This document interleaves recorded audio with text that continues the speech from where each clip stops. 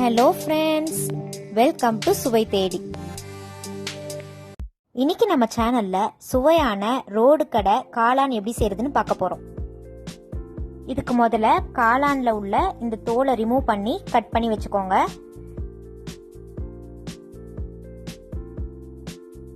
ஒரு மிக்சிங் பவுல்ல 2 கப் பொடியா நறுக்கி வச்ச காளான்,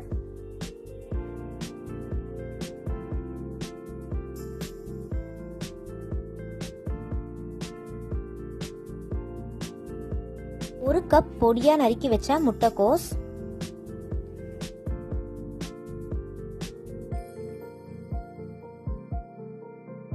1 பெரிய சைஸ் வெங்காயத்துல பாதி கட் பண்ணி வச்சிருக்கேன், அதை சேர்த்துக்கலாம்.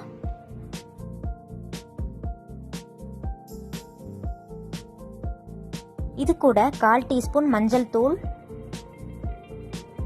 1 டீஸ்பூன் மிளகாய் தூள், 1 டீஸ்பூன் கரம் மசாலா,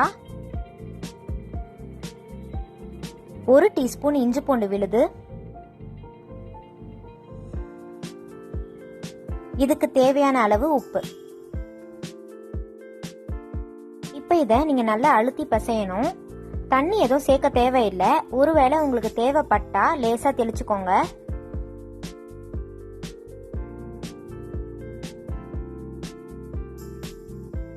இப்போ இதை நல்லா மிக்ஸ் பண்ணியாச்சு. இது கூட 1/2 கப் மைதா, 1/4 கப் கார்ன்ஃபிளவர் சேர்த்துக்கலாம். இப்போ இதை நீங்க நல்லா மிக்ஸ் பண்ணிக்கணும்.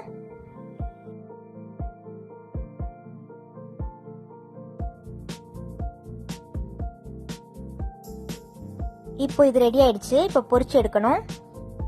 ஒரு கடாயில பொரிக்க தேவையான அளவு எண்ணெய் சேர்த்துக்கோங்க. எண்ணெய் நல்லா காஞ்சதும் மாவை சின்ன சின்னதா எடுத்து பொரிச்சு எடுத்துக்கோங்க. மீடியம் ஃப்ளேம்ல தான் நம்ம பொரிச்சு எடுக்கணும்.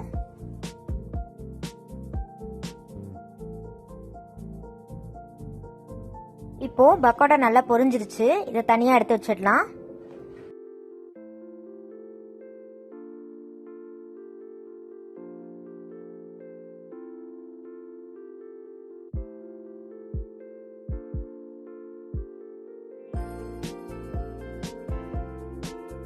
இந்த பக்கோடாவை அப்படியே சாப்பிடவே ரொம்ப ருசியா இருக்கும். இப்போ நம்ம மஷ்ரூமுக்கு தேவையான மசாலா ரெடி பண்ணிக்கலாம். ஒரு பேன் எடுத்துக்கோங்க. இதுல 2 டேபிள் ஸ்பூன் எண்ணெய் சேர்த்துக்கலாம்.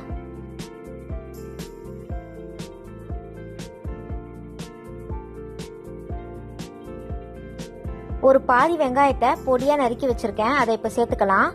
மொத்தமாவே இந்த ரெசிபிக்கு நம்ம ஒரே ஒரு வெங்காயம் தான் சேர்த்திருக்கோம். முதல்ல பாதி சேர்த்துட்டோம், இப்ப பாதி சேர்த்திருக்கோம். இது ரொம்ப நேரம் வதங்க தேவையில்லை, லேசா வதக்குனா போதும்.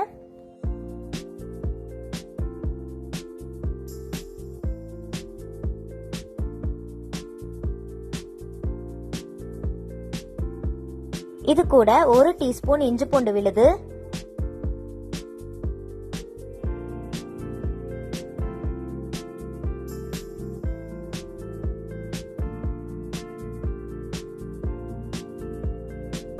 1/4 டீஸ்பூன் மஞ்சள் தூள்,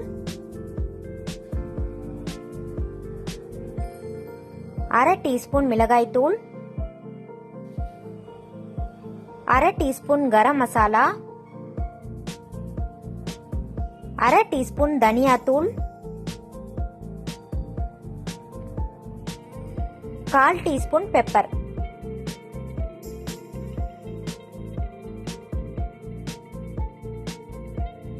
இதுக்கு தேவையான அளவு உப்பு சேர்த்துக்கலாம்.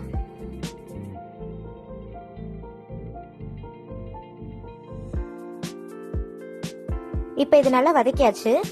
இது கூட 1 table spoon vinegar,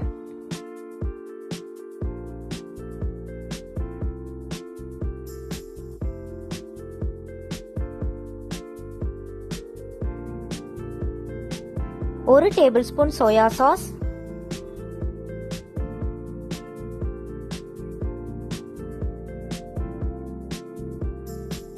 1 table spoon tomato sauce.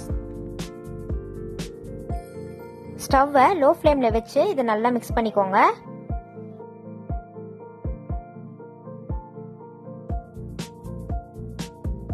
கூட 2 டேபிள் ஸ்பூன் கார்ன்ஃபிளவரை 1 கப் தண்ணியில கரைச்சி வச்சிருக்கேன், அதை சேர்த்துக்கலாம்.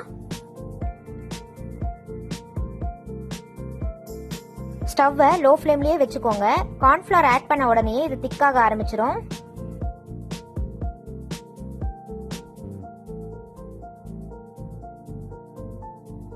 இப்போ இதுல நம்ம பொரிச்சு வச்சிருந்த மஷ்ரூம் பக்கோடாவை ஆட் பண்ணிக்கலாம். மஷ்ரூமை நல்லா மசாலாவோட உடைச்சு விட்டுருங்க. அப்பதான் மசாலாவோட சேர்த்து சாப்பிடும் போது நல்லா இருக்கும்.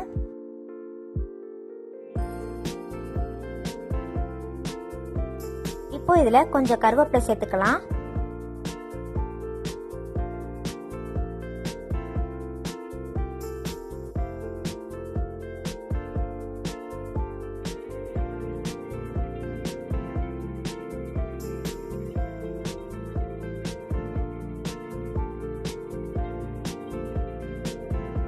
இந்த மாதிரி கரண்டியாலேயே மஷ்ரூமை நல்லா உடைச்சு விட்டுறணும். ஃபைனலா பொடியா நறுக்கி வச்ச கொத்தமல்லி கொஞ்சம் சேர்த்துக்கலாம். அவ்வளோதான், ரெடி ஆயிடுச்சு. இப்போ ஸ்டவ் ஆஃப் பண்ணிக்கலாம். கடையில் கிடைக்கக்கூடிய அதே சுவையில் வீட்லேயே மஷ்ரூம் ரெடி பண்ணியாச்சு. இந்த ரெசிபி உங்களுக்கு பிடிச்சிருக்கும்னு நினைக்கிறேன். பிடிச்சிருந்தா லைக் பண்ணுங்க, ஷேர் பண்ணுங்க, சப்ஸ்கிரைப் பண்ணுங்க. கூடிய பெல் ஐக்கானையும் ப்ரெஸ் பண்ணுங்க. தேங்க்யூ.